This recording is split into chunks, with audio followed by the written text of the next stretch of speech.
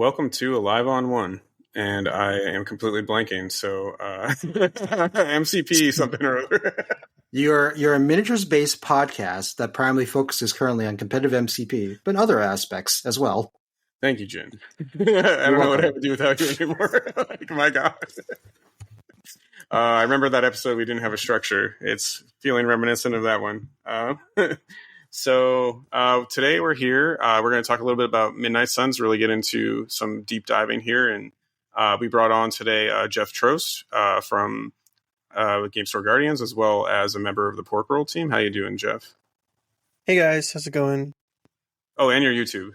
There we go. We plugged it immediately. Yes, Book of Kegley Toastro. Such a good name. Spell that?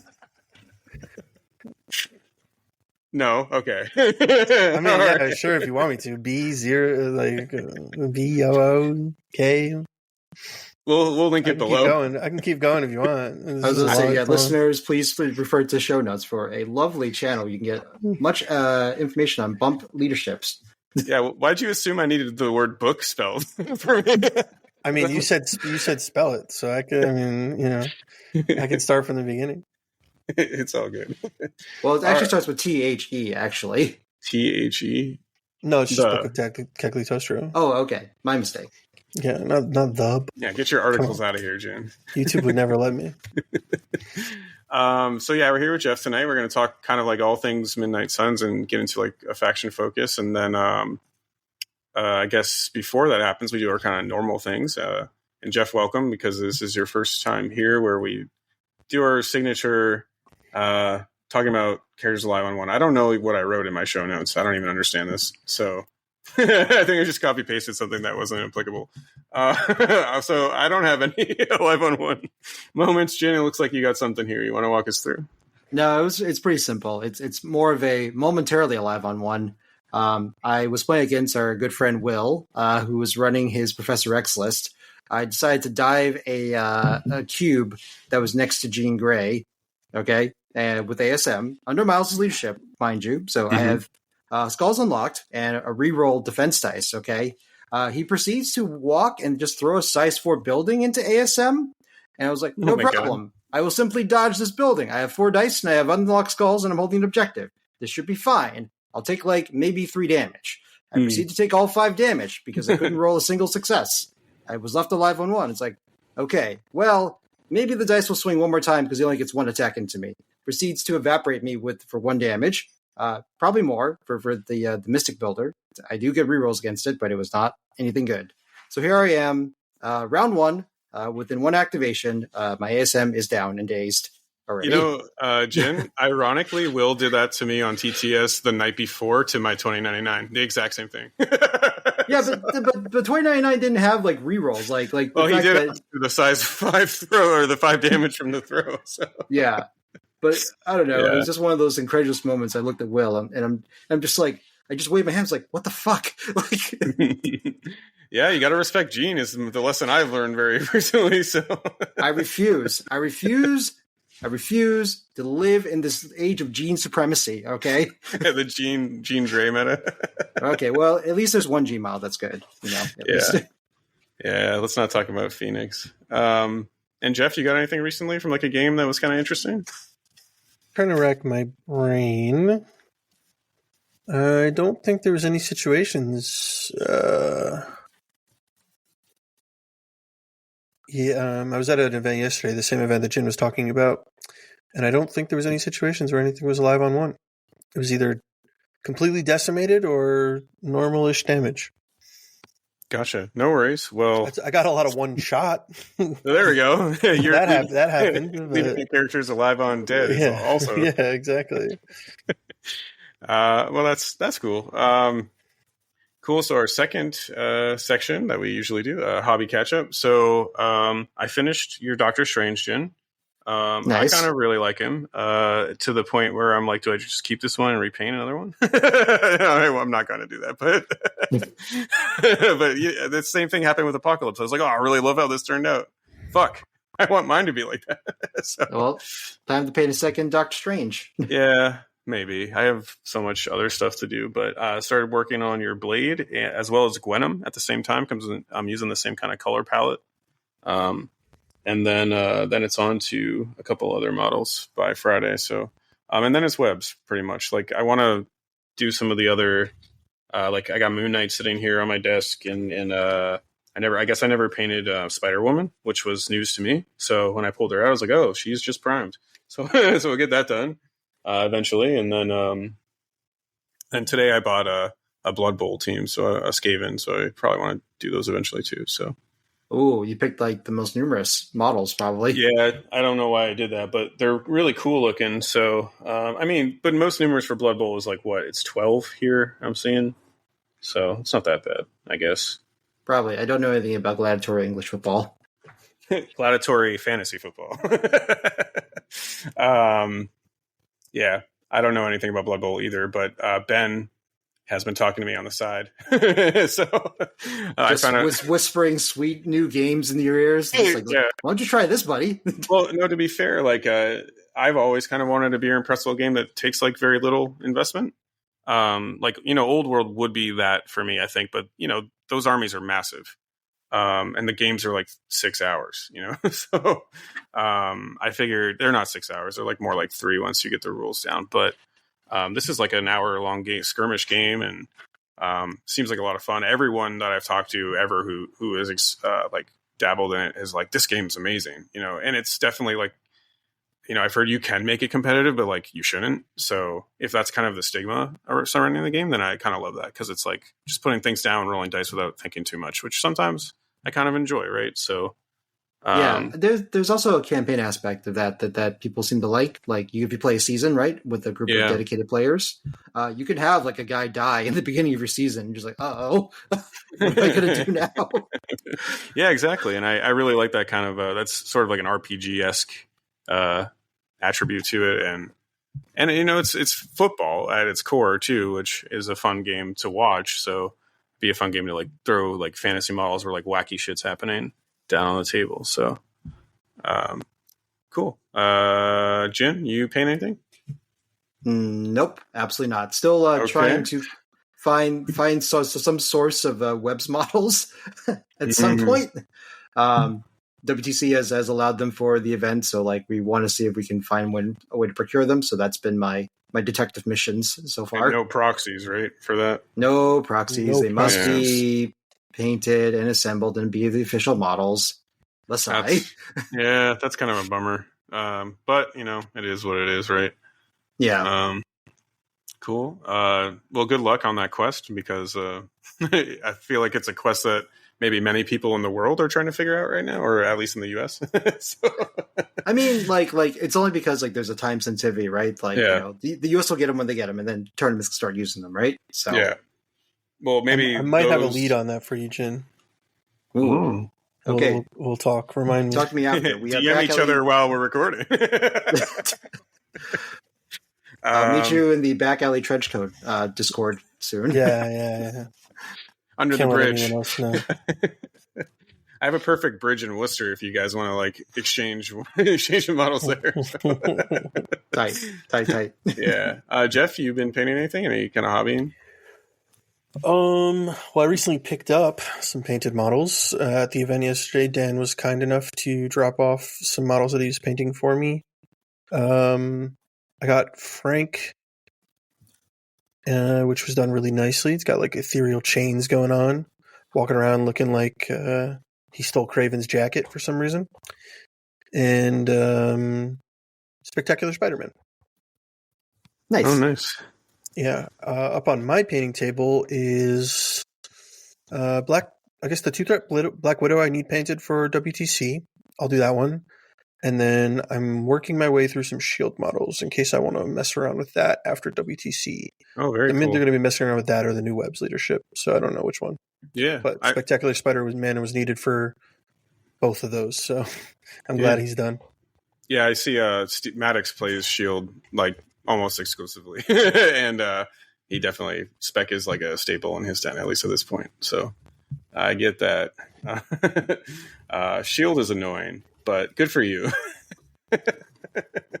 They're fine. Like, there's so many annoying factions now. It's just like whatever faction I'm not playing and I'm playing into, I'm like, this is annoying. I think that's a great sign of a good meta in that case. yeah, that's true. I mean, I do think it's like a pretty healthy meta, all things considered. I know on GameStore Guardians, the podcast that Jeff's a part of. Plugged it twice. I know that you guys have talked about like, kind of like sleeper factions, and I do think there's like a lot out there. Like there's probably like 5 to 7 like decent enough affiliations right now, which feels pretty cool. Yeah, I think it's important to know that while people are out there complaining about APOC and humans, those are like the people that are going to complain about the top affiliation no matter what. And we're in a world where the top is no longer as wide of a gap as it is between the field. Yeah. Like it was in like the Thanos Guardians and the Thanos Cabal. Or the Asgard days, the Malekith days, like CGR with Guardians and stuff. Like, and humans and APOC are great, but they're not those things. Yeah. So, and they're beatable, more importantly. That's what I'm saying. Like the gap is as narrow as it's probably ever going to get. So it's a great time to be playing MCP. Absolutely. Yep. I don't miss EMAPs. Good day, sir. A lot of people do. I do see the argument for one. Probably not demons, but not the other one, Gamma. Probably not Gamma, but I don't know. I mean, I get it. People like to just smash shit, but I think there is a world out there. I'm not sure if demons is the answer, but I do think there's a world out there where one EMAP can exist. Yeah, it just has been designed perfectly. Yeah. I also wish there was a world where we couldn't stack shapes. So sorry, Jin. It hits the web warriors too. I wish there was like some sort of rule where you couldn't have 2 D maps or 2 E maps or the 3 F extracts, stuff like that. I wish the shapes were more unique in terms of roster building. Yeah, I kind of like that. That would be an interesting caveat in list building, I think. So. Yeah, I don't actually hate that as much as you think. It sounds like you fucking hate it, Jin. So. Yeah, no, you're a webs player. You have to hate it. It's in your blood. Damn it. You saw right through me. We knew it all along, Jin. Okay, so I guess that's the hobby section. Life stuff. I have free time this semester, weirdly enough, so I've been grinding through some webs reps. I think I played way too many games in the past week, but yesterday I got to go to the mountains, so reminded myself that beyond MCP, there's a whole wide world out there. So that was nice. That's about it. Jin? Nope. Nothing. Just waiting for webs. I don't understand. You wrote Wins Webs, and then I suggested that maybe Wins Webs is in 2099. Dun-dun-dun, I'll be here all day. Oh, this is an FGC thing, so don't worry about it. Okay. When's Marvel? When's Marvel? What's FGC? Fighting game community? Yeah, fighting game. Oh, okay. I see why that was lost on me. Yeah, I don't play fighting games. Not that I have anything against them, just never got into them. But fans of the Marvel fighting game would just hop into the chat, even like when Street Fighter was on, and just ask when Marvel starts. Basically, became a meme.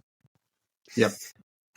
Okay. There's also a cool should mention here before we move on to Jeff. There's some kind of like Marvel game heading. I know I saw it in your Discord.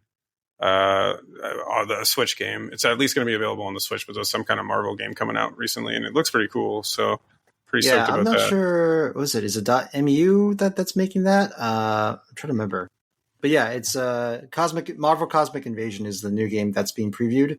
Yep, by .emu and Tribute Games. Like it's what really kind of good looking. Side scroller beat 'em up. Oh, nice, awesome, kind of like Ninja Turtles. Yes, yep, yeah. And that Double Dragon, that sort of like genre, and it's multiplayer. I'm hoping it's going to be at least 4, but like I know there's at least 2 people that can play at the same time. Oh, very cool. Yeah, so be on the lookout for that. Do you have a release date while you're on their website, Jin? Nope, they just said late 2025 is the guesstimate, but it could be pushed back. So it's already late 2025, so we're getting there. Cool. And like Jeff, how's your life going? How you doing? Oh, it's going all right. It's a life. A lot of Marvel these days just because of practicing for WTC, but I find some time I recently got into Kill Team, so I was doing that. and then just taking a break with hanging out with non-miniature game friends and playing like Wait, board you games have over those? there. Yeah, I know, it's crazy, right? And yeah, doing that. Awesome. Sorry, my dog just like went crazy, and that never happens. Very cool. I guess like while we're here on your life, like tell us a little bit about who you, before we dive into the episode topic. Who are you? You know, who is Jeff? What embodies Jeff, and what brought you to MCP? I guess more specifically for our listeners. Yeah, sure. So right before Christmas of 2021, a friend of mine got into. Well, he was telling us that he bought these models that he was doing as like a hobby to paint them, and I guess he didn't really know anyone that would play, and didn't want to go to a shop or something like that. But he was just buying them to paint them as a hobby, and he was telling us about them, and I thought it was kind of cool. And then Christmas was coming up, and I have like a November birthday, so I just had my birthday, and I was trying to think of gifts to get because my mom was like, you know, what do you want for Christmas? And I was like, I don't know. I'm a grown man. I don't just cash, please. I don't know. So I was thinking of something to get, and I asked my buddy. I was like, hey, did you ever want to play a game with those models that you have? And he's like, oh yeah, that'd be great. I could actually use them. So I asked for some Marvel for Christmas that year, and I think by the time I finally got around to playing it, it was like February. But yeah, ever since February 2022, I kind of jumped in and have had fun. I enjoy the fact that this hobby brings me like an away from computer, even though now it's more so on the computer too because of TTS. But Yeah. it's something to do, get out of the house to play. I've been traveling for it, obviously, and then also it's just away from the screen when I'm home painting. So it's like a double hobby, which I think is really cool. Yeah. So I've had a lot of fun doing that, and it's been great just getting more involved in the competitive scene and meeting people like Jin all the way from Connecticut, who's crazy and drives down to New Jersey regularly for tournaments. It's because I like you guys.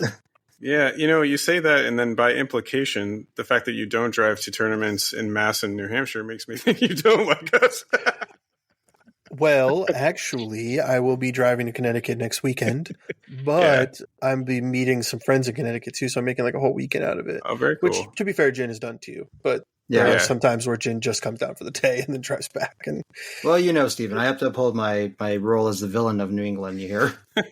You're not a villain to me, Jin. Wait, so Jeff, you didn't play any like miniatures games before that happened? no, Oh, that's interesting. Yeah. That's So very I got unique. my ass kicked for a long time. That and the fact that I was religiously playing Doctor Strange as my first affiliation for like 9 months until my teammate Rob, as from Pork Roll Protocol, was like, "Listen, they know Rob. I get that you want to play Strange, but if you don't get the other Strange and start playing Convocation, I'm gonna break that Strange that you have." That sounds like Rob. Once he threatened me, I kind of had to swap over. So then I swapped over to Convocation and fell in love with bumping. So here I am. I'm just bump leadership guy now. That's what I do. But yeah, Doctor Strange is my favorite character. So as long as I can play him, I'm happy. Cool. And did you have like a history with Marvel before the game? Just like some of the comics, and then the movies. Me and my friends got into. You know, we like would watch them all on release day. Not so much anymore, just because we've gotten older and you know, our own families and stuff. But and they're kind of bad now. We still, I mean, it depends what you're going into there for. Like, you know, I think there's some people that expect a little bit too much out of a Marvel movie, and that was even the case before Infinity. Like, they were never meant to be like Oscar-winning movies. You know, they're good for what they are, and so like they haven't hit like the peak that they were, but they're still whatever. The only one I can think of that's like even close to like Oscar winning, it's probably Logan.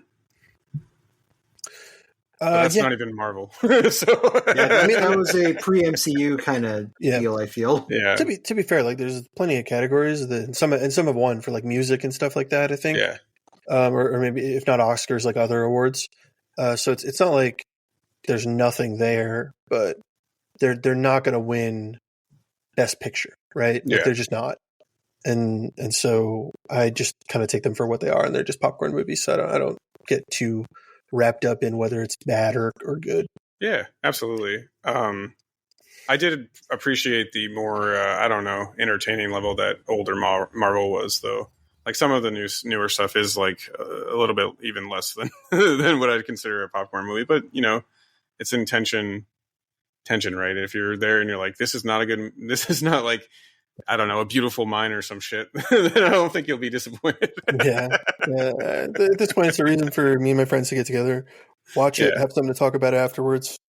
Yeah. I do the same thing with like my brother. Him and I still go see superhero movies together since we were kids. So totally get it. Cool. So let me fly through these events. So we have some upcoming events. If either of you need to add anything, you can. Next week, the Battle Standard in East Windsor, Connecticut is having a tournament that's September 27th. It is full. Jen, I'm not sure if you're doing a wait list or not, or if you need extra tables, or if that's not allowed, or if it's just full and, you know, fuck everybody. It's for the 3 rounds that I want to run, I'm going to keep it at 16, unfortunately. Yeah. So, but watch out for the next one. I'll certainly try to run with the next couple months. Yeah, there we go. I'll let you know in that case. But happy to have a full event. Everyone is coming down for this, and I'm very excited for the crowd that's showing up for that event. Yeah, we got like a nice mix. Like both TOs from the Northeast will be there. Kind of crazy. Will and Brian. So very cool. And I know Jeff and I will be there, and then maybe Waller. Who knows? I don't even know where that kid is anymore. I'm just kidding. Shout outs to Waller. His brother's getting married this weekend, so congrats to his brother. Cool. So next up, we have the Fall Retreat, which is kind of the pre-WTC teams tournament, at least in the Northeast. It's the first time they're running it, so a little bit low attendance-wise, but I finally scrammed up a team. So I'll be there now. Jen will be there amongst others, I guess. So That's October 17th through 19th. There is still like room. So if you want to get a team together, it's about $350 a head, and it pays for full lodging. And you can be a free agent too if you just want to go. Brian can put together a team for you. So should be good time. And I went there for $40K. There's no $40K there anymore, actually, which I was surprised about and also happy about. I prefer the AOS community a little bit more than the 40K one. But so that's on October 17th through 19th. WTC is the following week in Copenhagen, Denmark, October 25th to 26th. Pretty sure that's all kind of locked and loaded. Also, you know, that's international, so you probably already need to be prepared. Yep. You know, I will plug this for Norbert because there is a United Nations team that is looking to fill in 2 more members. So if you are interested in making a last-minute trip to WC and you want to have a more relaxed team setting, there is a team that is looking for 2 more members. So I'll throw that out there. I did see that post, and it did cross my mind to be like, fuck it, but I can't go, maybe. Yeah. I have always wanted to go to WTC, so it's pretty cool. Yeah. And then in November, PAX Unplugged, run by Will, the New Jersey TO, Will Castillo. That's November 21st in Philly. I'm going to that now as well. So Jen, you're probably going to be there. Jeff, you're probably going to be there, I'm guessing. Maybe not. We'll see. Yeah, we'll see. Okay. Most likely. At least the last couple of years, it's on a Friday. Yeah. So I just have to double check that I can not go to work that day. And I believe it still is Friday this year, November 21st. Yeah. So PAX is a little bit weird this year. I mean, it's great because this is actually your AMG has said that they're going to be there, which is cool. Oh, cool. But it's my understanding that PAX Unplugged is the same weekend as the Philly Marathon. So it's making everything, like hotel-wise, very expensive. So luckily I can just like go in for the day. Yeah. And a lot of other people around the area, like from the Pork Roll team can. So yeah, as long as I can do that, it's fine. But I'm not going to spend extra for a hotel because of the marathon. Yeah. So hopefully it doesn't hurt attendance at all. Yeah, absolutely. I know I'm driving up with Rob, so if you need carpool, Jeff, I'll invite you to Rob's car. So there you go. And so that's November 21st, and then that same weekend, Standoff, the Standish Standoff in Portland, Maine, which is kind of like our local big event. We've talked about this kind of extensively, but if you want to go up, it's a full weekend. Maddox TOs that, so he'll be there TOing. That's a great event too. Last year I went. I can't make it work this year, but last year I went, and it's phenomenal. And like, it's all the people that, you know, we've either had on the podcast or mentioned too. So like things like that. Jen was there last year as well. So yeah, Lobster. Like, if you've never been to Portland, Maine, it's a great city. Like, it's a ton of fun. So, and then moving on, the kind of big one that we throw in New England is Everwinter, December 5th through 7th. That's in Boston. You can catch those tickets by Googling Everwinter and figuring it out on your own. And then finally, Captain Con, Warwick, Rhode Island, January 30th to February 2nd. Singles event, January 30th. Team event, February 1st and 2nd. And Jen is TOing that one along with Shane York, and Eric Harrell as well. So yeah. Oh, Eric's doing that too. Eric is doing that too. Yep, happy to have both those guys. So long. So he's a dad with responsibilities and a job. Yeah. A real big lawyer too. So yeah, he's a big boy job. So like, you know, he can get busy sometimes. That's all. Yeah, absolutely. I think he was at the Alive on One charity event last year, and that's the last time I saw him. Wait, was he even there? Yes, pretty sure it was. Yes. Yeah. I mean, am I hallucinating? No, Eric's great. He's one of the best people like I've had the pleasure of meeting. Like, you know, my time playing this game. So like, you know, happy to do an event with him. He's a good guy to do stuff with. You know, you say a lot of phrases that are, have some like the negative implication. I mean, I like Shane too. Don't get me wrong. Love you, Shane. But Eric. Okay. Anyways, cool. And oh no, I won't say that because apparently. Okay.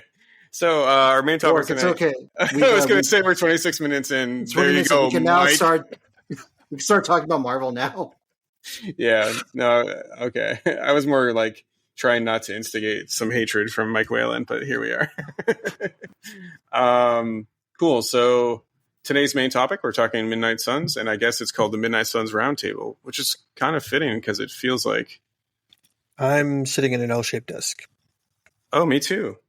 So if we combine our L-shaped desks, then it's a square table. Yeah, I was going to say, I don't know if you know how circles work. Well, there's a circle within a square, right? There's some kind of geometric bullshit with that. I'll say sure. Yeah, I just remember doing shit in algebra or whatever. But anyways, okay. So I guess without further ado, so Jeff, can you walk us through kind of like why did you? I mean, maybe I know Midnight Suns, maybe, or well, you mentioned that earlier, but I already forgot what you said. Midnight Suns was your main affiliation originally, or Defenders probably? Defenders was his main. Yeah, Defenders for a while, and then Convocation. Yeah, okay, that makes sense for Strange. But why did you kind of like slide into Midnight Suns, and sort of what do you find appealing? And this can be like lore, playstyle, like whatever. You can just go into that. Yeah, they bump. Okay, well that was. We have all these. You know, this episode's only gonna be like 50 minutes. I'm a very simple man. To for our listeners that don't know the colloquial term of bump. It is a range one place that you can do as part of Blade's leadership. You just pay one power, and then you can place one a model of their current location. It actually comes from Blade's card himself. It's called Bump in the Night, and that's where the term comes from. Bump.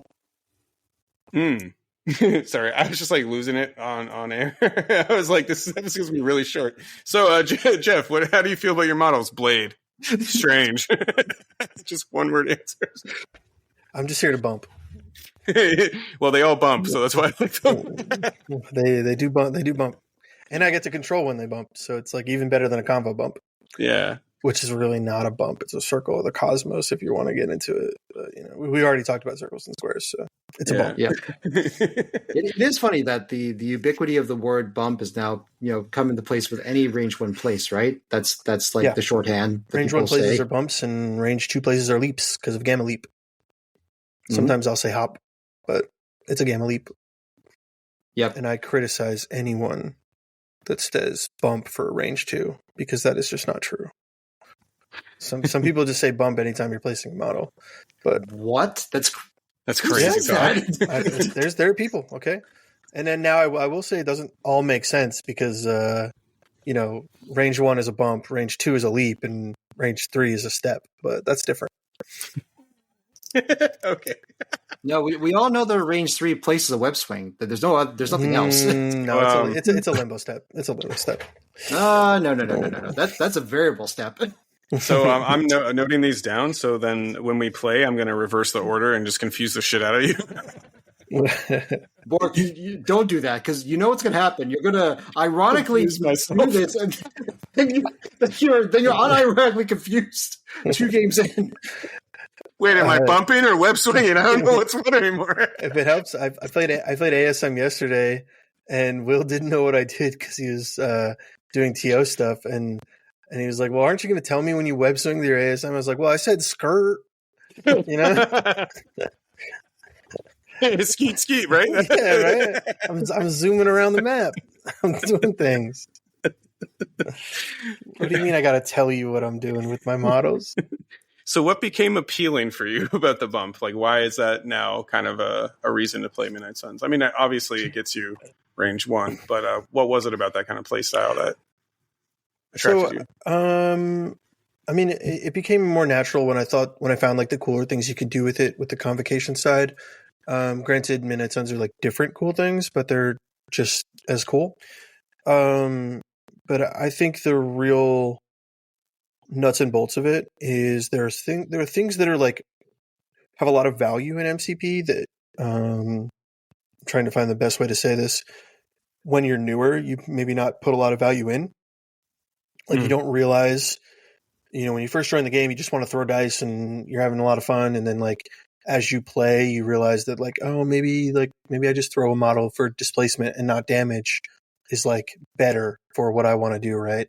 Or maybe I just double walk over here to keep my extract away is better. Right. And so what bump really is it's capitalizing on something that I hold very valuable in MCP, which is free movement. Any movement you can get out of an action is like just a ton of value for repositioning your models.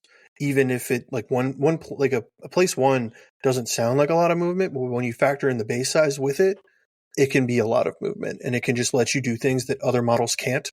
Even if it's just like with like a long mover, being able to move and then bump to make a rotate that it would take other characters a double walk, it gives you another action to do something else like attack or something like that.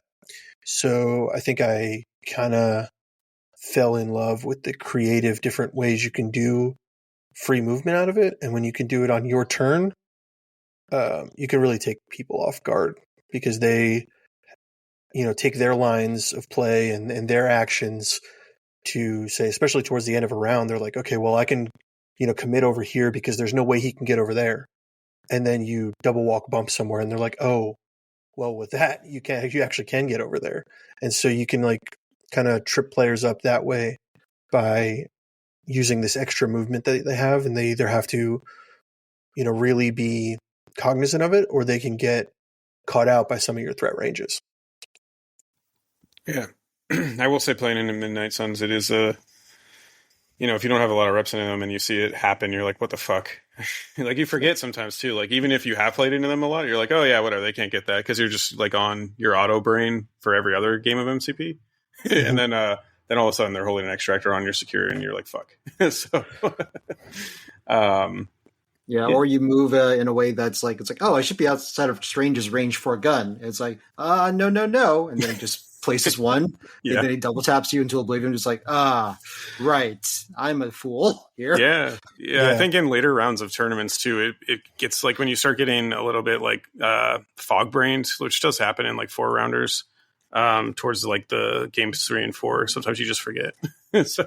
Oh yeah, my favorite is when someone will come over to me with like a range 4 attack, and they'll place themselves like just outside of range 3 or something, because that'll be like my range or something on like a man thing, and they're like, okay, well this way man thing can't attack me, and then I'm like, okay, I bump, and they're like, "Oh, wait a minute."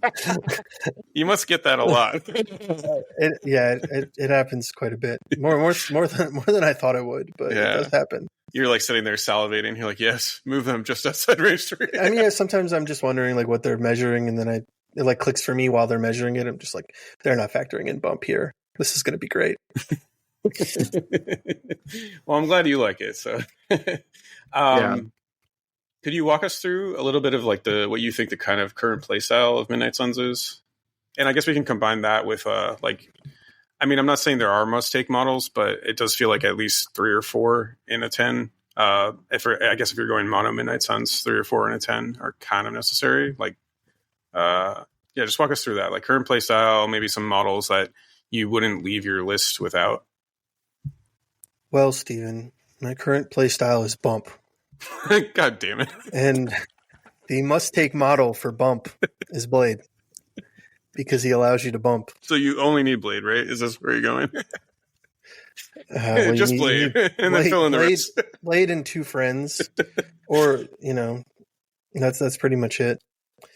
No. So, I mean, the current playstyle of Midnight Suns, I think, is very strong because they can be very polarizing on their secures. When you get these, like, scrappy fights in the middle, they have the models that can really rain it down, and everyone is kind of in range for like a big siege turn, Siege of Darkness, one of their tactics cards, and you can kind of out attrition that way and setting up big swing turns to then score out. But sneakily, they have a really good extract game with one of the models that I splashed that I'm going to get to later, and they can play keep away and out rotate really well on Ds. Maybe not like the best in the game, but well enough that if you're not one of the best in the game, you can seriously get outclassed by Midnight Suns just rotating you with bump. And I'll say that the team is like typically good mobility, slightly more limited controls, right? Because Blade doesn't have any control inherently; he just like blends stuff. But between the bumps and the double moves that he can do, like either from his gainers or just moving, he can just go from one point to another, like pretty surprisingly, I think, for a medium mover. Yeah, it's mainly about outvaluing more so than like your typical scenario. That's why I don't really call them a scenario team. They're not like webs where they're going to out-rotate you and displace you. But I can play kind of like almost like a 3-card Monty with extracts to the point where all of a sudden I've rotated all my extracts over to a corner, and by the time you rotate over to that corner, I could have just rotated out, right? Or just kind of take them around in a circle and going that way. So they get their more scenario wins, I think, off of controlling the extract advantage and just outvaluing on the secures where you can get there quicker, and then maybe put an attack into somebody to get a daze that way or something like that, rather than like displacing them. Although Strange does bring that displacement game, so that's nice. That's like a newer addition to their roster. Yeah, that's true. And Siege of Darkness, like you mentioned earlier, does give them access to like a third or more attack right during an activation. So you can pop it either to see what the board state looks like, or you can use the finish off a model, which it's a very, very versatile card, right? Yeah. Yes. Yes. No. So moving into the must-take models. So like in your rotation, do you often find yourself taking like, let's say, Man-Thing, like on heavy rotation maps because he can teleport his friends, or is he more situational? So I prefer Man-Thing on B maps, especially if it's like an Infinity formula, but even a Mutant Madman is fine because he can help bridge that gap if he does get enough power, and if you can sort of either bait an attack onto him by holding an extract or sacrifice an attack onto him is fine sometimes. And then he'll, he's surprisingly tanky with 6 health and no crits into him. So you can kind of, not accurately, but at least know where the ceiling of the damage you're going to take is. And then build up that power. He has healing factor 2, so he's going to heal some of it and at least be a nuisance on the side that you leave him on. And then instead of teleporting him, like you said, teleport your friends that are holding extracts if you're using the sacrifice play, or if he's the one holding, then you do teleport him away.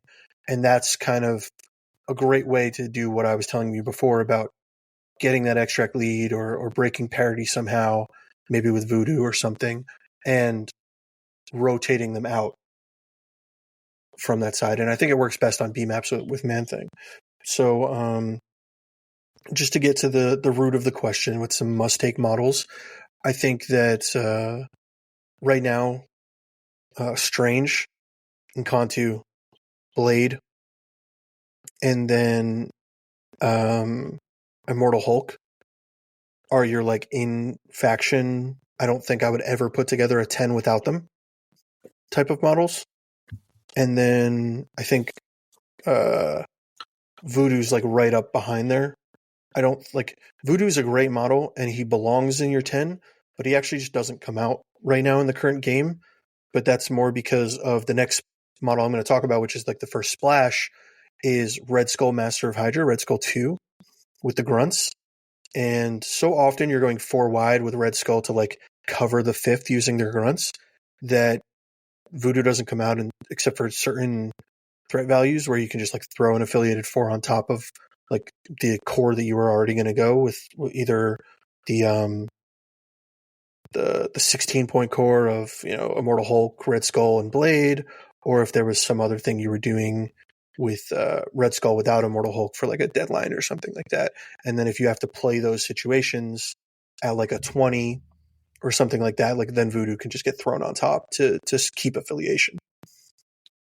Oh, so yeah, Voodoo is very important, but he just like doesn't come out as much in the current metagame because you're 17, which you play most of the time, just because of the nature of half the extracts in the game being 17, is typically going to be Doctor Strange, Red Skull 2, Blade, and Encantu the Living Mummy. Yep. Makes sense. So, Jeff, imagine a world where an alternate universe where there's a Jeff who got into the game and then instead of loving bump, absolutely loves special conditions. Do you think there's a like something to the Elsa leadership? That's where I'm going with that. And take yourself outside the bump for a moment. Oh yeah, well sure. I mean, Elsa comes with this model called Man-Thing that you can then put into your Midnight Suns roster and leave Elsa at home. Okay, but imagine a world where there was no bump.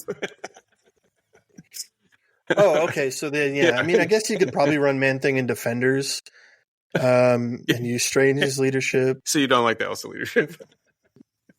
No, I don't think it's terrible. You're building 2 different lists at that point. I don't think there's a world where you ever run Blade and Elsa in the same list. They just want different models. And yeah, the Elsa leadership, I don't think it's super strong. I think it's good when it's good, but otherwise it's not. And yeah. I don't know, maybe there's some list you can do with like Defenders, since I say Defenders since there's a lot of overlap between Midnight Suns and Defenders. So maybe there's some duel you can do there. And then run Elsa into like, I don't know, APOC or something, or some other list, like maybe Weapon X where they have a lot of healing factor, something like that. Yeah. Yeah. Or they're all bunched up, maybe like into Avengers where they would just want to bodyguard with Steve all the time, and then you can give all your models explosive or something. Yeah, that makes sense. I gotta say, oh, sorry, Jen, you go ahead, because mine was about modeling. the model itself. Real quickly, they've made leaps and bounds with their models, and I was like, oh, they're on the right path here, until I had to put together Elsa.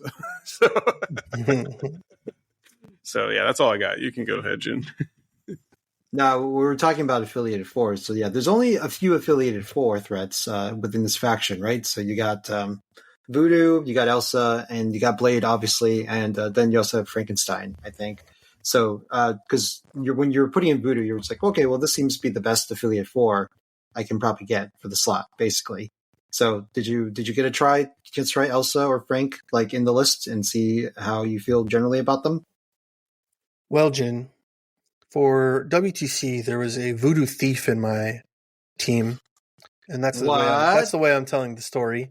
He came and stole voodoo from me, and I was trying out some affiliated fours to make, namely the 18 work, because the way that worked is you take that 17 that I was talking about with Strange, Red Skull 2, Blade, and Kantu, and you just replacing Kantu with an affiliated 4. And it turns out that when your affiliated 4 is Voodoo, life is pretty good. When your affiliated 4 is either Elsa or Frank, it's not so great. It's not terrible, but it does make you wonder about the 18 a little bit, just because that 17 is so strong. I tried them out both. Ultimately, instead, what I tried to do was give Strange the Soul Gem to run my 18 that way. And I did find some interesting things with that, so that was cool. But I think Frank has more legs than Elsa. Elsa felt better when I was on, like, trying to go a little bit wider on a 16, but maybe not bring Red Skull 2. But that requires more 3 threats than I had in my list as well. But doing like more of a rotate on like Cosmic Invasion or even Deadline with Elsa, and you can, like, once she gets going, you can use the fact that her run and gun is better than hit and run, because you can use it twice in a turn. And so you can actually rotate while shooting your gun and getting these 2 moves plus 2 shoots out of her. And there's like some legs there. I don't think the juice is worth the squeeze, I guess is the term you would use there. But Frank was more interesting, even though I thought Elsa was the better model. Frank brought something that even Voodoo didn't bring, which is the ability to stand there and take a punch.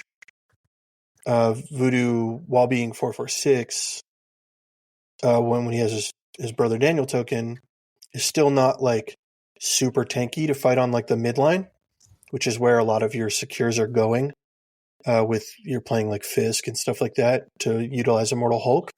And so I don't really want Voodoo to sit there and, scrap it out on the midline, where Frank can really do that. And so for that reason, if you were like me and had Voodoo stolen from a teammate by you, Frank very would probably scandalous. be Frank would probably be the model that I would go for in that regard. It makes sense. Yeah. But it's tough, especially when your one model's Voodoo, who's one of the top 10 fours period in the game, and then like once you get past that, any other affiliated 4 is like, you're no longer competing within affiliation, you're competing within the whole game, because that's where you get to the point of, well, the next 4 can just be a splash 4, because I already hit my affiliation with Blade. If I'm running Blade and Voodoo, then like any other model can fill that affiliation bonus for me. So the next 4 can just be a splash. So now your Frank and your Elsa are up against like Shang and Bill. And that's kind of a no contest. Yeah, in a singles list for sure. Yeah, it's a very competitive like slot, right? Yeah. But it also makes sense. So the other models you mentioned, so like, and Kanto, I'm assuming you're just taking him because like he's this is the one affiliation he's in. He's incredibly tanky. The Soul Gem mechanic is insane as far as like the ability to deal with either conditions, get health back, or just power up more spenders, right? Which is a good spender. Yep. Mummy's great. I think we've reiterated in this cast like enough. You're finding that new Strange has been very good in the list? Yes, the new old Strange, OG Strange, but newer, not so OG anymore, is Midnight Suns is his best home for sure. It is cool that I can, for speaking singles here, I can flex into defenders if I need to for a problematic Midnight Suns matchup, but just in Midnight Suns with the bump, it's actually pretty stupid, the level of stuff you can do to just always make sure someone's within that range 4 to start pushing them. You're getting a ton of power with the shield pierce and just the shield in general from any of your other attacks or defense or dodging or pay to flips. Like it comes up quite a bit, the shield. And Strange with a lot of power can just do a lot of things. And then you throw into him like saving your bats to practically guarantee a model gets activated can really help you close out games. Yeah, no, that spender is pretty crazy that you can just Yahtzee an activation out of somebody, which is pretty awesome. Did you find that the ability to shield and heal is something that can compensate for Blade's general vulnerability? I know he has a reputation of kind of being easy to remove the board once you can throw some energy attacks into him. Has that been something that you've helped compensate him for? Yeah, I think you don't always need to shield attacks. I think that's where managing your power is a little bit better to making sure the Strange still has stuff to do on his turn besides just push models around, which is not like a terrible floor to have. But I don't think you just want to like snap buff every attack you can buff. Sometimes it's okay to let Blade take something. If he's like, near full health at least, he's likely not to daze, and you can, either buff the next attack if something goes wrong or something like that. But knowing when and where to apply the defense buff, but still save Strange's power to like maybe heal after Blade takes, an attack or something like that. Because like it is good to power up your Blade too by taking the damage and kind of using your health as a resource there, and then healing it back with either Blade's natural healing from bleeding models or Strange's heal, or if you're playing Wong that game, which I do play Wong on the list, but Wong doesn't always make the squad just because I'm trying to play 4 wide a lot. But, using your health as a resource, knowing that you have heals in the background can really break the backs of your opponents, because not only is it, I just spent my actions doing that damage, it's now your model has more power than it should have had, and I have nothing to show for it because you just healed it. And it either came from not spending an action, but spending a little bit of power off Strange, who's already building a ton of power, or Wong had nothing to do before that, and now he has something to do. Oh man, yeah. I'm just thinking about that. I realize like how annoying that is, like a subtle faction ability of Midnight Suns between like Encanto healing himself, Man-Thing healing himself, Strange giving out heals, Blade healing himself as well. So if you don't finish off a model in Suns, there's a decent chance that they'll get like a decent amount of their health back over the course of the game, actually. Yep, and you could throw Frank in that list too, because he can heal himself. Oh, that's right. Yep. Man-Thing healing factor, like it's just all over the place. And then there's Wong. Yep. Okay. Wong doesn't die. Let's be honest here. He lives through way more than he should. Always. Especially in webs. Yeah. Well, no, I mean, like in Suns, like you get Strange pretty often with him, right? So like Def 4 Wong is like, he's so annoying. Like, yeah. Yeah, Wong. I know. Well, maybe our listeners don't know, but I know Jeff has a crush on Wong. I guess you could even stretch it to that point. I mean, it's not really a crush. He's just my best friend.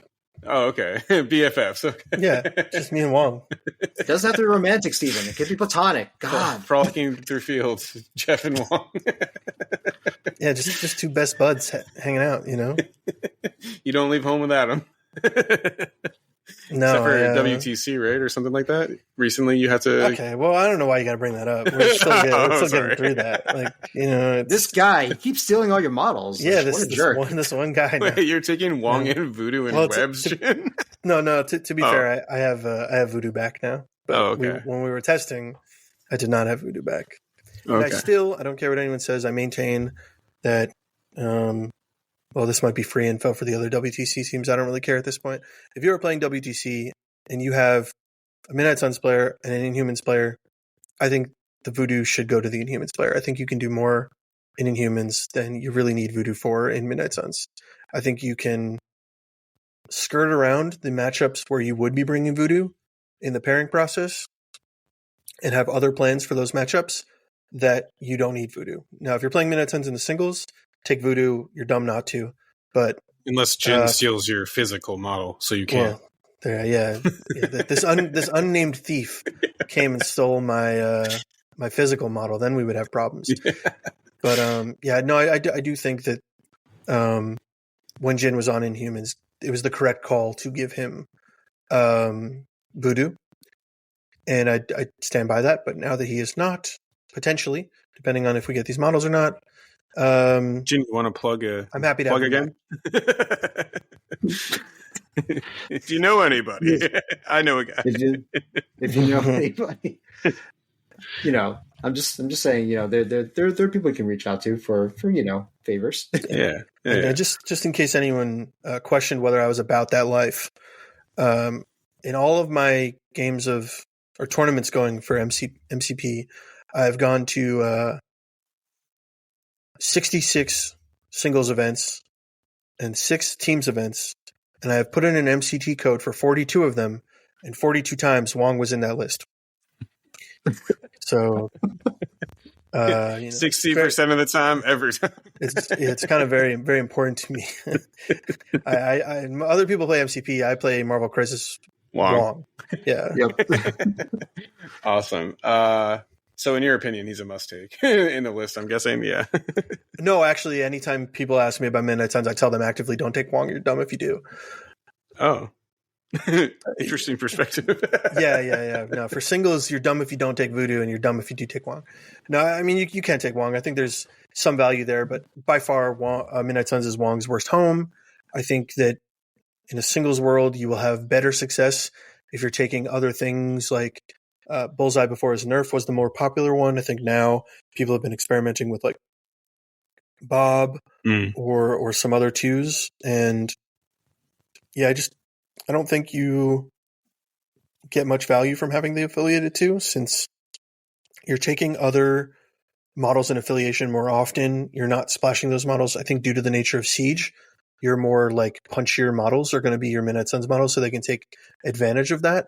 Yeah. So you don't need to rely on the fact that you have an affiliated two where most others do. You think Ham will see some play in Suns? It's possible. I haven't really gotten into it, but because I'll probably still take Wong. I think the only thing you lose is being able to run your 16 and then just throw Wong on top to make it an 18. If you get put on like Fisk and Inhuman Weapons or something like that, and your opponent chooses 18 as the threat, then you lose the ability to take like Immortal Hulk, Red Skull 2, Blade, and Wong. But I think that's okay because you can craft another squad that's like, so probably it might even be better than that at 18, because Wong isn't really doing much for you there. He's going to like stand in between the two Fisks, maybe late in a round move to one to like help secure it, but probably stand off of them so he doesn't just die to anything standing on them, and then like remove stun or stagger somewhere along the way. But most of your models can just remove it anyway. Like your Immortal Hulk doesn't really care. Red Skull 2, if he's not taking hit, he's only getting one in turn anyway from his gainer. It hurts his cut a little bit, but whatever. And then like Blade can just spend a power to get rid of it. Well, even then, you have Cosmic Obliteration, right, for Red Skull. So, like, you know, I think he barely even feels it, like, at least for one round. Yeah, it depends. It depends what they're bringing, right? Because if they have a way to stagger you or maybe incinerate you, then you might try and save it and not just get rid of stun. Plus, that it is a one-time thing, and if the crisis is stunning you, you're going to get stunned quite a bit. But yeah, you can find some value of Wong, but you can probably craft a better 18. So my hot take, at least for two threats, is that I don't think Ham's going to be great into Midnight Suns because the leadership itself is a power intensive one, and I think Ham's like power is sort of like very hard to come by, in my opinion, Stephen. You know? Yeah, no, I agree with that. I wasn't thinking when I said that, so I know. Like most you things. fires in the brain, just like okay, can I pie in the what face? What about Ham? Oh, I rewatched the 2099. I keep calling it the 2099 movie. I rewatched the first Into the Spider-Verse last night, and man, that like kind of backstory when they're like he was bitten by a radioactive pig. I know we brought that up last time, but my God, it was hilarious. So there's my 2 cents. Anyway, back to Midnight Suns. So Jeff, we talked to finish this off, your other good in-affiliation models are like Iron Fist. Black Cat's a really great model in the game. Doesn't bring a ton to Midnight Suns, but is not a bad call to throw in the list just because she's Black Cat. But I've been finding more value from Iron Fist. I think you can threaten the Immortal Iron Fist to activate another character while also threatening it with Strange. So you can like kind of burn through your opponent's resources if they're trying to save sack to like mess with who you're going to activate and stuff like that. Or a bodyguard, you can, have two different sources of it, which is really good. Iron Fist brings Heroes for Hire, which is another great tactics card. So he's just like kind of a shoe-in for an affiliated 3. He's like everything you would want for one of those. Yeah. And then in terms of splashes, I've been having a great deal of fun with Abomination. I think it's like pretty core to what I want to do with Midnight Suns, which is when I get put on my extracts, or maybe a team that has faster extracts with like F extracts or Wedding Guests or something along those lines. You can actually go and steal one of those back ones by just move, steal, and then bump back to the midline. So you're not super unprotected. You're at least on the midline. And I mean, it's Abomination. He's a pretty tanky guy. And you can really create those extract advantages for yourself that I was talking about earlier on. Yeah, I love that. I saw this in action. And it's like once Abomination takes a back point and just like bumps away, you're just like, oh, I don't know what to do against this guy now. You play the song "Holy Diver" at that moment in time. Yeah. That's what you do, Jim.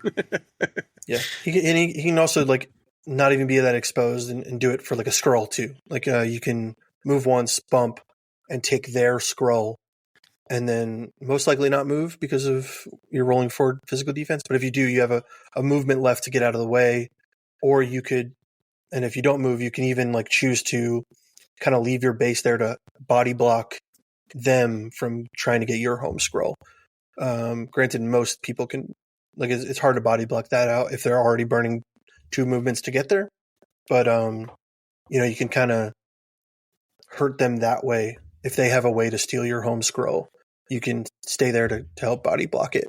And then, you can try and go up 3-1 on scrolls, which is really cool. Especially if you set up on like the side that your opponent is going to grab with like a Strange or a Red Skull that can get an attack, or like a really beefy attack on the midline. It's pretty good. Yeah, I've seen that before. It feels pretty bad. You fail your skull roll, and then you just like suddenly it's like, oh, I'm in double tap range for a Red Skull or a Strange. Awesome. No. Yeah. Cool. So I guess like in terms of, I mean, we've touched on a lot of things that we have here, so I'm just like collecting my thoughts. So I guess like let's go through like some of the missions you take, or what you would take. I mean, I know even despite like, how most players, when you're crafting a list, you kind of like tend to gravitate towards certain missions, and then eventually like maybe you switch them up or blah blah blah. But what do you think right now about missions? And then we can also talk like tactics cards. Yeah. So right now I am on Mayor Fisk and Deadline, like 100%. I think, again, the 16 that I mentioned before on Fisk is probably one of the better 16s, if not the best. It was the best before, but I'm not sure if that's changed since. But either way, like there are just other affiliations that just can't handle you. You get Mayor Fisk from your prio and they accidentally choose 16 and the game's pretty much over from there. They just can't handle the Immortal Hulk Red Skull 2-blade. Now, if they're prepared for it and know what they're doing, I think you can craft a 16 that can like specifically beat that if that's what you're hunting out there. But that's neither here nor there. And then I also think like the 16 that we can put together on Deadline using Red Skull, where like the grunts can interact with the Deadline points, and a double small move can let you rotate between them. So like you can have these weird plays where if like someone tried to dive the grunts but didn't kill them and they were holding an extract, you can like ping them on the secure that those grunts are starting on, double walk away, and then ping something else that's near the other secure. It's kind of crazy because they can just interact for free. And then you also just have Red Skull just kind of crushing it between the two. A medium move and a bump gets you to rotate to the next one, and then you can hit someone with like really, really hard. So Deadline's been great. And then I'm trying out Deadly Meteors. I think it's really good because we have that really strong 17. I think it's also good with that 17 because once again, the grunts get their free interact. They can, if they're needed to, they can end up flipping 2 points, which is cool. And that like even if they're not on the board, they could still get spawned in by Red Skull on a point, or at least within walking distance of a point, and like flip one, and then maybe get an attack off two, if they were able to get there without walking. So you just like always get value out of the grunts, and it's just nice and tight knit for like Strange and Red Skull to just always have a target that they can get to. Yeah, a couple things nice about that is that because you can potentially demo yourself trying to flip the points, having grunts that just respond back, just take the damage potentially, right? Yeah. You feel like a lot less bad about. And two, because they're healthy, for some reason, these are healthy grunts on secures. They also make flipping the points even harder for your opponent. I'm also just noticing, since you kind of, very casually mentioned that, I can't believe it's not once per turn. This character does not have to pay power to interact with security objectives, so you theoretically can. Oh my god! Okay, yeah, if you can get there, you can interact with it. So why not? Most pay to flips are like far enough away that you're only going to interact with one. But because they are moving small. Oh no! But Imkron, and then you can and do then it. on top of that, because they're so dumb and they're like the stupidest grunts in the game, because they also have 3 health for no reason. Your opponent's going to take them out anytime they can, which is going to waste actions, but it's going to give Encantu souls, because that's not non-grunt either. Because why not? Yes. Well, to be fair, Jeff, I have one caveat there. They have 3 health because there's 3 like Hydra dudes on the base. Like, that's clearly the reason. Wait, are you saying that in the shield grunts only 2 of them are worth HP? One person's worth 0? One's like half a person. Well, they're backstories. You gotta get in the comics, Okay, so what you're saying is one of the shield agents is a female and you're sexist. No. Yeah, that's what I was going with. All right, ladies and gentlemen, cancel this guy. Here's Steven what I was saying. talking about implications earlier. Now the tables have flipped. Mm-hmm. Ladies and gentlemen, I invite you to make up your own mind about Stephen Bork and his leniencies towards people of different demographics. We can forget any miss stories about Jin maybe stealing models, but we have proof here. Yes, cancelable proof, as they say. I'm gonna get sued for this. I just know it. Just kidding. Yeah. Hydra grunts are bullshit. Shield grunts are bullshit. They're all good grunts. They're all bullshit. Just get rid of grunts. For real. So that's why I'm trying out Deadly Meteors. I think it's really strong, and our 17 is really strong, and it just fits. It lets you fight. So it's kind of good there. If you do want to bring an Immortal Hulk to that, it's not like the end of the world either. Before in that slot, I was playing with Riots. I think it's really good against a lot of teams in the meta. It's just I am expecting a Webs resurgence. No. And maybe I don't want to bring Riots to a Webs game. That's not going to happen. where I'm comfortable bringing Riots to like maybe another team that's pretty good at fighting that I think I might have the upper hand in, but maybe not, and maybe not play to their strengths. So when Riots comes up, I can utilize my movement more so than they can, and just kind of out-rotate them that way. So that's what I'm thinking about secures. And then when I get put on my extracts, typically when I lose prio, I don't really take my extracts when I win prio. There are some situations maybe like into Inhumans or something like that. But typically I'm playing my extracts when I don't have prio. And then I have like Terrigen canisters. Right now I'm trying out cubes because, as we mentioned, there's a lot of healing in the list, either through like a Wong or in Kantu. And we can, and even Blade can, heal some chip damage. I think cubes is not so bad. And it also gives me that F shape where I can attempt to steal something with A-bomb. Makes sense. Yep. That one before that was like a wedding guests or sometimes senators. We have really good senators. If you're splashing in like a Bill and then you have Voodoo, you can really get far in senators by being able to like utilize your bump plus 1 movement to get places where other people can't, because they can only move once while holding. So you can really create a lot of value there. And then I bring scrolls, as we talked about earlier. Nice. As the Inhuman Terrigenesis sort of like factored in at all, or do you just kind of accept that, okay, maybe we draw a civilian, I just have to deal with it at the end of the day, and that's kind of it? I mean, I guess you can think of that since I moved 2 cubes from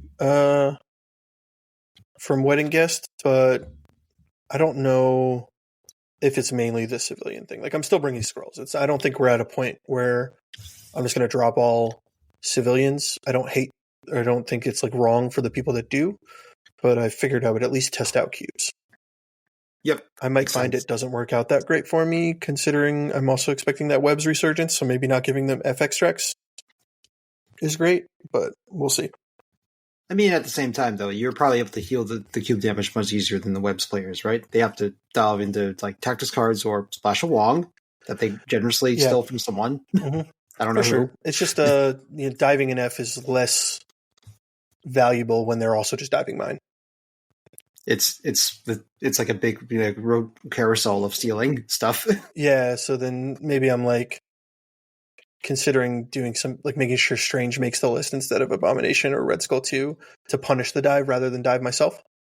And if that's the case, then probably not bringing the F is the better thing than bringing like Wedding Guest would probably be better into webs, because then I can just focus on my 2 and not have to worry about like a natural broken parity from extracts if I don't think I can control it as well as I can.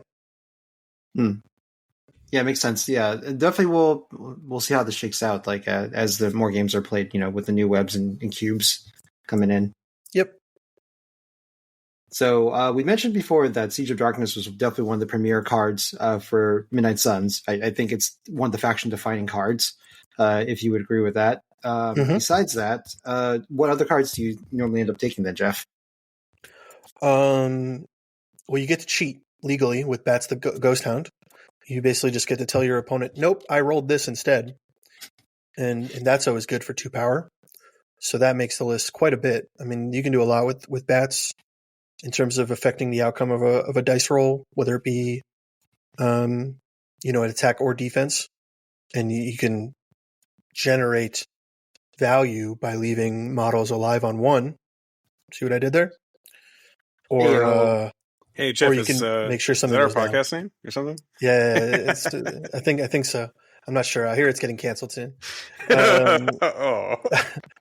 But yeah, typically I leave it to either guarantee something gets activated with Strange. I think it becomes like a 90-something% chance to have like 1 or 2 of the 3 dice faces you need, and then just Bats makes the other one. Or I use it for like making sure a model goes down at some point, sort of like the way you would use a Chi Mastery if you're not guaranteeing a stagger.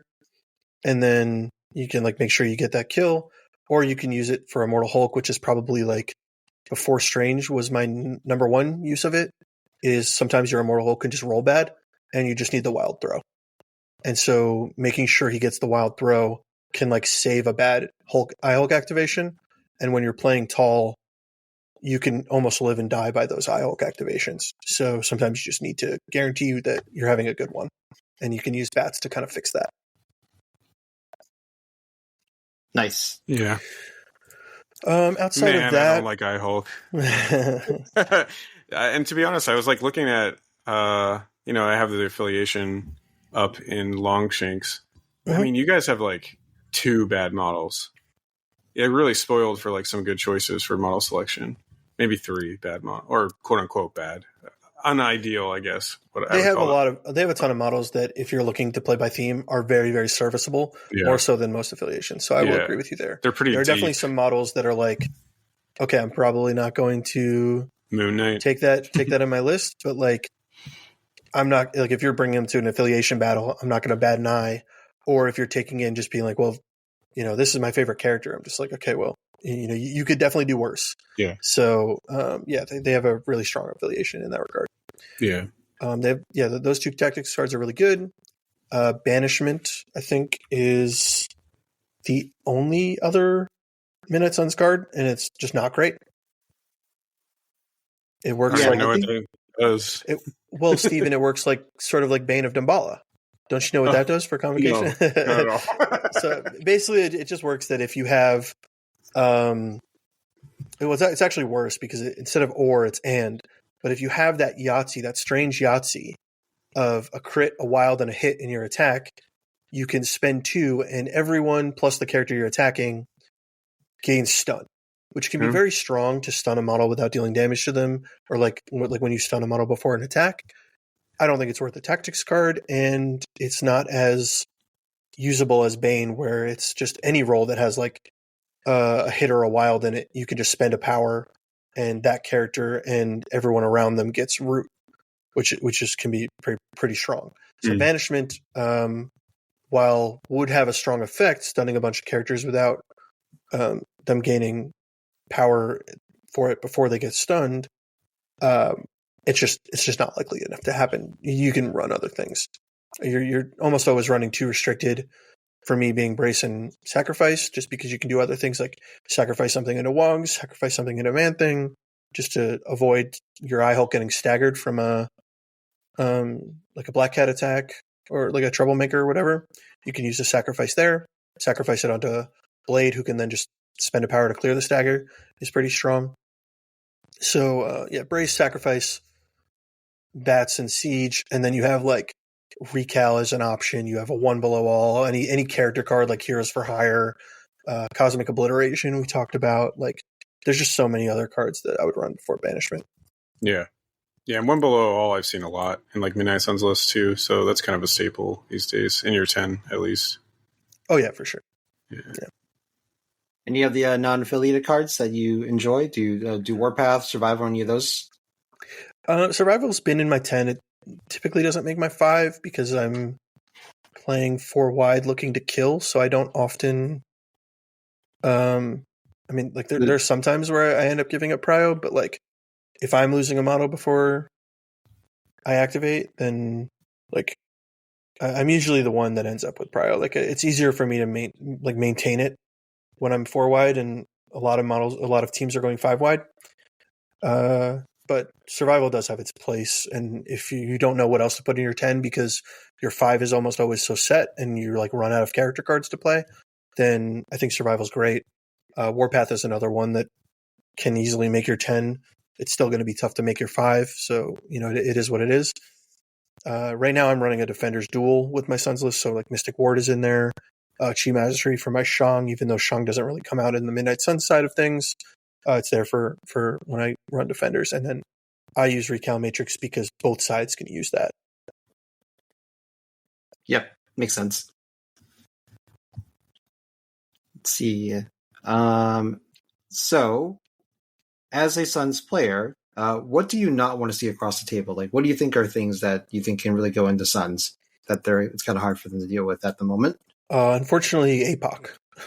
APOC is like probably Suns' worst matchup. And Humans is up there too, but the real answer is long-range energy attacks that hurt, because they will take out your blade, and then you will not be able to bump, and then you will be sad. So let me just summarize your bad matchups. Bump goes away, Jeff sad. Yep, that's pretty much it. Okay. That is pretty much it. I mean, the models that they have in the card with Siege, like you can fight with the best of them. Even like Wakanda, who has a Wakanda Forever, a cheaper one, version of Siege. It's technically 50% cheaper. It's a 50% better card. So don't nerf Siege, nerf Wakanda Forever. They can you can scrap just as well with them, if not better, because the quality of models you're bringing, excuse me, bringing are pretty strong. The easiest way to beat Midnight Suns is to take away their leader quickly. Now that sounds like a boring answer because it's just a strong tactic to do to any leader, but Blade is naturally susceptible to energy attacks. It's not like the worst thing in the world. He's got like a normal 3 defense on it, but he doesn't get his rerolls. He doesn't get the 4 dice on physical or energy or mystic. So energy is the way to go. And we just happen to have Inhumans out here sniping people with range 4 6 dice pierce attacks with energy. And then you have APOC who can almost get anywhere and just hit you with a 7 dice energy because you can pick the typing. Yeah. Plus, if he gets within 2 of you, it's war, and then you're just like, you're gone. Yeah. And so, that's just really what you have to watch out for. Almost anything else, I feel at least comfortable with going Midnight Suns. I'm not saying that we beat everyone else, or have a winning matchup against everyone else, but I feel comfortable. Yeah, it feels like you can definitely set up a very even fight at worst, right? With a lot of models. Yeah, that's my goal. Let me play the opponent and not feel like I'm losing because of just the models that they have going into me. Yeah. So I guess a lot of people are probably wondering because Immortal Hulk and Contour are like very, very good in faction models that you will see a lot in them. So any general tips you can give to people like how to deal with those two models? I'm sorry, what were those models? Oh, let's go with Encanto first. Like, if a person wants to do something about Encanto, how do you feel an opponent would deal with Encanto that would make you frustrated as a player? Well, turns out you can do the same thing you're doing to Blade and just turn that energy attacker right after you take out Blade into Encanto. That's the best way to take him out. Or you could just choose not to go into him. The worst thing you can do into Encanto is to go into him, watch him heal that damage that you just did to him, and basically have nothing for it. So if you don't damage him, he can't heal with the souls, which is like it sounds a little silly, but it's true. And if you don't put conditions on him, then you can't remove conditions with the souls. So all he can do is spend the souls that you do generate for him on power. Yep. And so like you just narrow Encanto's game down to using the souls to generate power to put more spenders, which can then give him more souls that he's just going to use for more spenders, and like modifying the skulls or whatever. He hits really hard for a 3-threat, and the spender is for range 4, but at least if he's going to do that anyway, at least you can prepare for that, and maybe put some models that are okay with Mystic on it or something like that, or just limit him that way and like play around the range 4 a little bit more, and at least he's a known quantity then. Whereas if you go into him, you've spent actions, he's going to heal anyway, and then you've powered him up, so he's going to get those spenders anyway. So it's like you're getting the same in Contu, but you're losing out on your own resources to do it. So I find that you have to really finish him off, right? If you're not confident in rounding him with the character, then you might not be worth to go in the first place. Exactly. That's what I'm getting at. And not to not interact with him ever, but to set up for it. Like maybe if he's already activated that turn or something like that, you can double move over to him to like start the next turn if you have prio, or to at least pressure him that way so that you can double tap him. But moving and attacking him is probably the worst thing you can do. He's not going to go down to a one shot reliably from almost anything. Yeah, I've had a King T'Challa go into an Encanto and not kill him, and with one attack, and I'm just like, oh, that was a terrible mistake. Actually, now, yeah, and you kind of bring up a really good point here too, because there are several models like this in the game. And I'm thinking specifically right now about Dracula, right? It's the same kind of concept. Like maybe don't feed Dracula with like one attack, where then because sometimes it's happened to me before too, where like you hit Drac and you give him that sweet 6 power.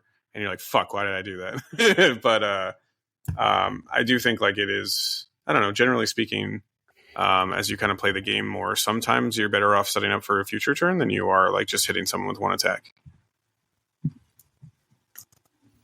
On a similar vein then, moving on to Immortal Hulk, so this is another model that I think is like a very polarizing experience for a lot of players. Like a lot of people don't know what to do against them, especially with the additional mobility from both the bump and the one below all for Hulk in Midnight Suns. Additionally, he's able to participate in Siege, right? Which is like really, really scary. So like, do you find that it's probably better for most opponents to just not attack Hulk and just like try to control him in some way, or or do you find that there are ways for people to burn him down, Jeff? So I think that's probably faction specific. Now, I will say that like a common thing to do with iHulk is to like go last in one turn, like maybe like round 1, and you can get to the middle line if you want to burn your bump and your one below all and get 2 attacks on the midline to really start things going.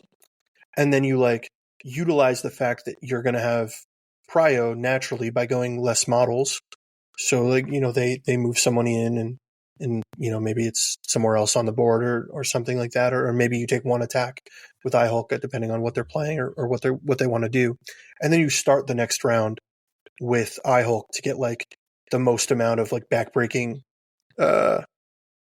satisfaction out of him. Like you could easily double tap a model round 1, daze them, maintain prio, and then take them off the board round 2 before they can use their 10 power, right? Because that's when you're playing an attrition, you want to limit the amount of crackback that you're giving to your opponent by taking out these activations of powered up models or taking them off the board before they can spend that. That is MCP's natural way of kind of balancing attrition is, okay, well, now you powered up my model, so now I can do these crazy things. And if you don't let them do that, then you're going to win even harder on attrition. And so that comes from going with iHulk at the top of the next round. And that is where you can punish an iHulk player if they start round 2 and don't have a good activation with him. Maybe they didn't roll bad and they didn't spend their bats to kind of keep the train rolling. And now you have an iHulk that's going to be there for the rest of the round. You do have to watch out for like strange healing him and buffing his dice if you do want to commit to him. But if you have another way to stop the sacrifice, stop the other defensive plays that Midnight Suns player can do, that's your opportunity to really burn down an iHulk. You just have to be wary because it's not like any other Hulk where he will come back. Yeah, and I think that's the next thing is that he's the fact that he can come back, right, with the immortality token. Mm-hmm. It's like, okay, so when you burn him down, so he comes back with like 10 health, right? And maybe he gets to 11 health, depending if he gets to go first or not, right? The next round. So like at that, man, okay. So like, are you going for the KO at this point, or was it just I guess this contextual base, right? You daze him to just drop his tokens, just deal with scoring, or it's like how at what point like you just like decide I'm just going to burn all my resources just to kill him with the immortality token? Yeah, that part's tougher. Yeah. If you can, like, I mean, the games that I've had the toughest amount of time with iHulk was when they're 4 wide to my 3 wide going naturally 4 or like trying to go 4 using the grunts, right? But I'm really 3 wide. So they're going to have the last say with a Hulk of their own. Because then what they do is they just throw my Hulk away. And you could do something similar with like Bill or something like that. But, as much as I just talked about, like, that's how I would go about it if I was planning on attritioning the iHulk down. And maybe if you have a list that's designed to do that, like maybe like a gunline list, like in the old Shield days or something like that, you could start talking about that just because the sheer volume of attacks you can throw into him. And you're not really changing the way prio works by going into him after he's already activated. So if he was able to take out a model on his turn and maybe give you prio, and then you can like hope to do more damage when he's already flipped and stop that immortality token from happening or from really getting much value, because you can just burn through 10 health maybe, or at least put him down to like 1 or 2 and then let him have a turn and go with the rest of your models. But the other thing you can do is just displace him and run. If you have a medium displace, like a Bill throw, a Hulk throw, you can just throw him on the other side of the board and try and win harder where he's not. Yeah, and I've been finding that like that's definitely a way. Either you have enough attrition to sort of like try to like get those right timing activations to go into him, or it's like you stagger him and throw him away, or vice versa. Just like do one or the other, but just make it so that his turn is less efficient, right, in some way. And because if you don't feel like you're getting like the 2 threats, the 2 attacks in a throw with your 7 threat model, then he starts to feel like a little rough sometimes on the board. Cool. Yeah, exactly. It's also important to remember that if he spends all of his power on his turn, and you displace him, he doesn't have enough to bump and gamma leap. So if he's already spent 1 below all, if we're living in this world where he spent it on round 1 or he didn't bring it, it's leaving him without resources to leap and bump is very hard for him to come back and get value out of that turn. And that's 7 of his threat. That's a lot of his threat for whatever you're playing. So I think it's more consistent to just displace him. But if you are running a team that's like only about attrition and kind of burning down models, I gave you the blueprint for that. It's dice, so it's never going to be consistent. Yeah, no, exactly. But if that's what your team is built to do, right, then like just let us do its thing. You just have to make sure you time it right. So yeah. All right, we've gone through a few different thoughts. So Jeff, obviously, you've had quite a few games of Midnight Suns right now. So for anyone that's wanting to start the affiliation, I guess like should we just follow your blueprint, or like what would you say to a starter Midnight Suns player, like a hopeful new bumper in the night? Yeah, welcome to the bump. So, would you say it's bumping in here? Sorry, I don't want to associate anyone that might get canceled soon. So sorry, I'm trying to protect my public image. Okay. Yeah, so I think that you just want to. This is the advice I give anyone that's starting in the game. I think you want to identify what your goals are. If you're playing for fun, if you're playing tournaments, but you just want to do the best you can with the affiliation or the models you like. If you want to take it more competitively, or if you want to like go ahead and try and win worlds, right? Like these are all valid aspirations to have for the game. Whether even if it might not feel like aspiration just to have fun, but it is really.